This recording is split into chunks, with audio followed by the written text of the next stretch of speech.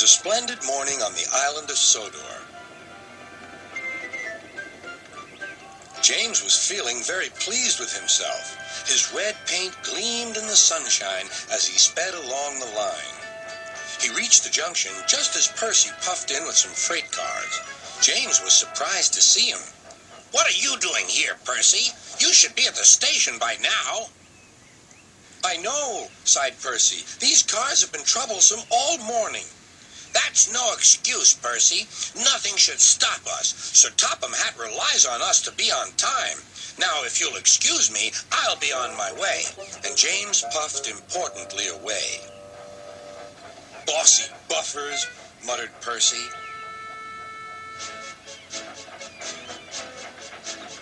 James arrived at the harbor. It was market day. The harbor yard was filled with the sweet smell of fruit from faraway lands. The fruit was delivered in big ships. James watched as strawberries, oranges, melons, and bananas were carefully loaded onto his cars. Then he set off for the station on the main line.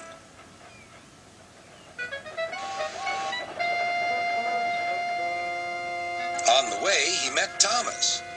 "Really reliable. That's me," panted James. "Pity the same can't be said for Percy. Goodbye." "What was all that about?" gasped Annie and Clarabelle. That was trouble. Trouble for James. Just wait and see.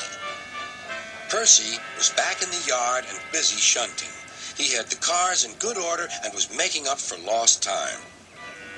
But the station master had bad news. "What's happened?" asked Percy's driver. "James's brakes have jammed. We need Percy's help right away." Percy quickly set off to the rescue.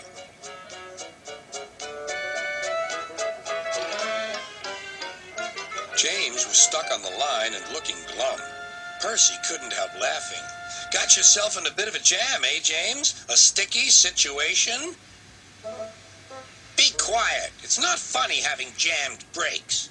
"And not very reliable either. I'm surprised you let it happen, James. Nothing should stop us engines."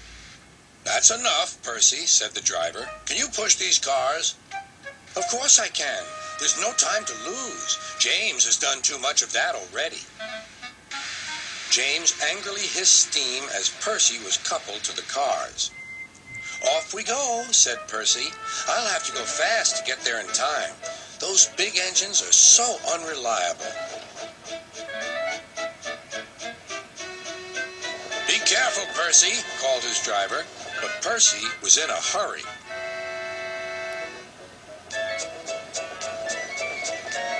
He didn't see that the switch had failed and that he had been diverted into a siding. "Look out, Percy," shouted his driver, and applied the brakes, but it was too late.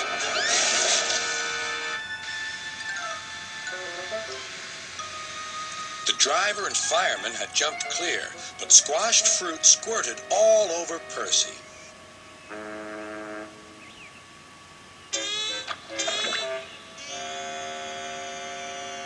Sir Topham Hatt arrived.